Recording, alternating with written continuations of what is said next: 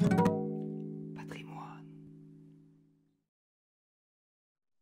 Salut sur vous. En quête de patrimoine, découvrons notre histoire. La vie des saints. 23 mai, nous fêtons la Saint-Célestin V. Pierre, qui prit le nom de Célestin à son avènement au souverain pontificat, était né l'an 1221 en Apulie. Sa mère s'imposa de grands sacrifices pour le faire étudier. Il devint instruit et pieux. À 17 ans, il s'enfonça dans la solitude pour éviter les séductions du monde. Ensuite, il passa à Rome, y fut ordonné prêtre et se fit bénédictin. Puis il se retira sur le mont Morone, ce qu'il a fait surnommer Pierre de Moron. Il demeura 5 ans dans ce désert, souffrant la faim, la soif, le chaud, le froid, et pratiquant beaucoup d'autres austérités. En 1251, il changea de désert et se fixa sur le mont Margella. Il eut des disciples et institua, sous la règle de saint Benoît, la congrégation qui fut plus tard appelée l'Ordre des Célestins et approuvée par Grégoire X au Second Concile général de Lyon. Le saint fondateur se confina dans une cellule particulière pour vivre en reclus.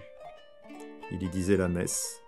Celui qui lui répondait était obligé de le servir par la fenêtre.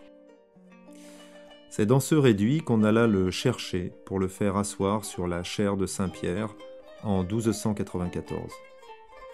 Les députés virent, à travers une grille, l'ermite septuagénaire, pâle, desséché, la barbe inculte, les yeux gonflés de larmes.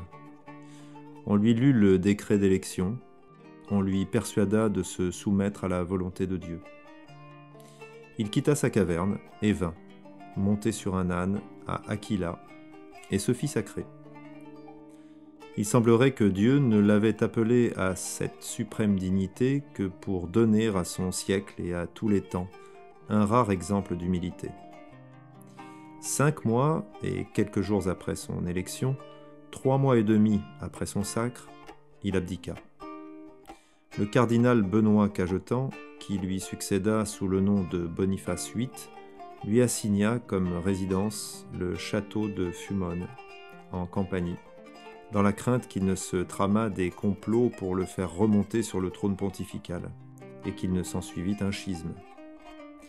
Saint Célestin ne se plaignait jamais de sa prison. « On est allé au-devant de mes désirs, disait-il souvent. Je voulais une cellule, on me l'a donnée. » Il y mourut en 1296. Par ordre de Boniface VIII, il fut inhumé avec une grande pompe près de la ville de Ferentino, dans une église de son ordre, dédiée à saint Antoine.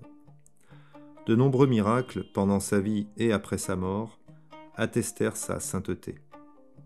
Clément V le canonisa en 1313. On l'honore le 19 mai.